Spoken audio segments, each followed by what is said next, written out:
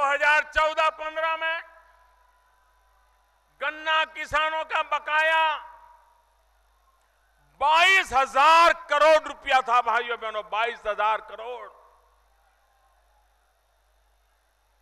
और लोगों को ऐसी आदत हो गई थी कि भाई इसके बिना ठीक है, आया तो आया, नहीं आया तो नहीं आया, इसी से गुजारा कर लो। लोग नाराजगी भी व्यक्त नहीं करते थे, सिर्फ हाथ जोड़ के विनती करते रहते थे। चीनी मालिकों को कह रहते थे कि जरा भुगतान कर दो। लखनऊ में सरकार को परवाह नहीं होती थी, उसको तो लगता था कि चुनाव आएंगे, कुछ इधर उधर का बांट देंगे तो गाड़ी चल जाएगी। लोग सहने के आदी हो गए थे।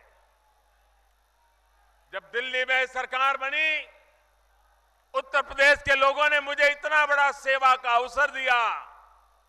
हमने तय किया कि गन्ना किसानों की चिंता करेंगे।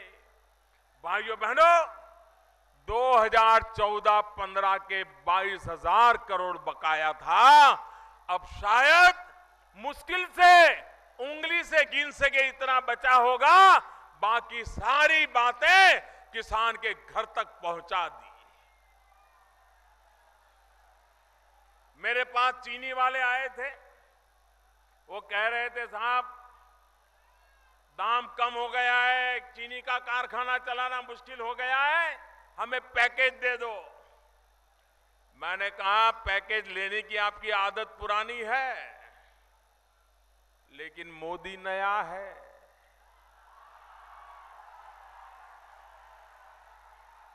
मुझे ये पुरानी आदत आती नहीं है। तो पहली मीटिंग में मैंने कहा जो मांगो देने को तैयार हूं, तो बड़े खुश होकर के गए।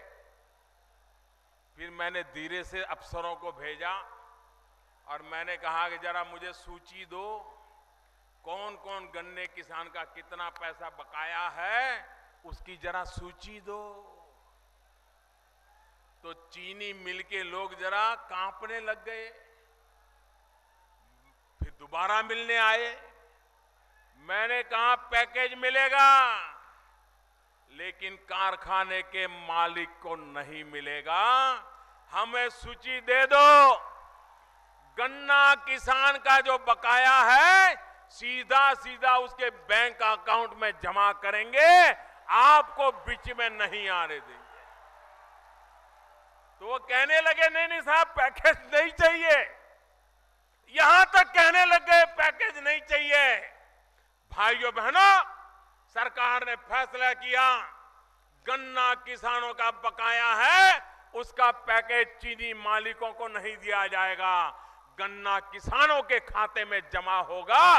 और जिन जिन लोगों ने बैंक का खाता खुलवाया उसका तुरंत फायदा उनको मिल गया, उनके खाते में सीधा पैसा जमा हो गया, कोई बिचौलिया बीच में नहीं आया।